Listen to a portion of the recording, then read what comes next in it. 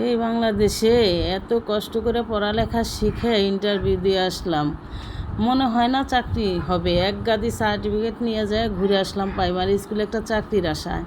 কত কষ্ট করে বাবা মা পড়ালেখা শেখাইলো যে বাবা মা একটু সুখে থাকবে বলে। আজকে ইন্টারভিউ বোর্ডে দেখলাম যে যাওয়ার সঙ্গে সঙ্গে আমার সার্টিফিকেটগুলো ছিল সব গোল্ড পাওয়া, কিন্তু আমার সার্টিফিকেটটা ফিরাই দিয়ে যার সার্টিফিকেটে গোল্ড নাই সে তার সার্টিফিকেটটা গ্রহণ করলো। সার্টিফিকেট গ্রহণ করার পরে আমাকে বললো আপনি আসেন। আমি বেরিয়ে আসলাম। মনে হয় না যে এখানে আমার চাকরিটা হবে। এবারও বুঝি হলো না চাকরিটা। আমার মনটা অনেক কষ্ট লাগতেছে।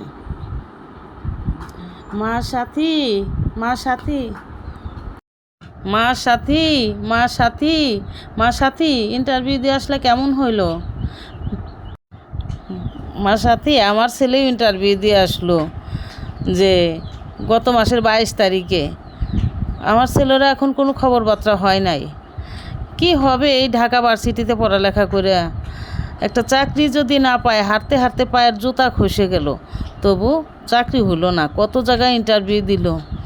হ্যাঁ চাচি, আমিও অনেক ইন্টারভিউ দিলাম, চাকরি হলো না। আজকে যায় যে বাবাকে কি বলবো যে আমার চাকরি মনে হয় এটাও হবে না। বাবা চাচি, আপনার মতো যদি এই উঠান বাড়ি ঝাড়ু দিতাম, তবু গৃহ কাজকর্ম শিখতাম, অন্তত শ্বশুরবাড়ি যায় কাজকর্ম তো করে খাইতে পারতাম। মার সাথী, এই ভুলটাই আমরা বাবা মারা করি। আসলে ভাবি কি ভবিষ্যতে ভালো খাইবো, ভালো পড়বো, মেয়েরা শ্বশুরবাড়ি যাবে, মেয়েরা চাকরি করবে, মেয়েদেরও একটা স্বাধীনতা হবে। কিন্তু মা, এটা বুঝি আর হলো না এই বাংলাদেশে। আমার ছেলেটা এত মন মরা হয়ে গাছের নিচে বসে থাকে, আমি তাকে কিছু বোঝাতে পারি না। মা, এখন তুমি বলো কি করা যায়?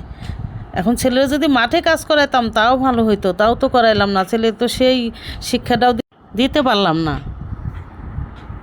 তারপরে চাচি, তাহলে জহিরকে বলেন আমরা দুইজনে একটা স্ট্যান্ডে চায়ের ক্যান্টিন দিই। তাছাড়া আর কি করব? সেই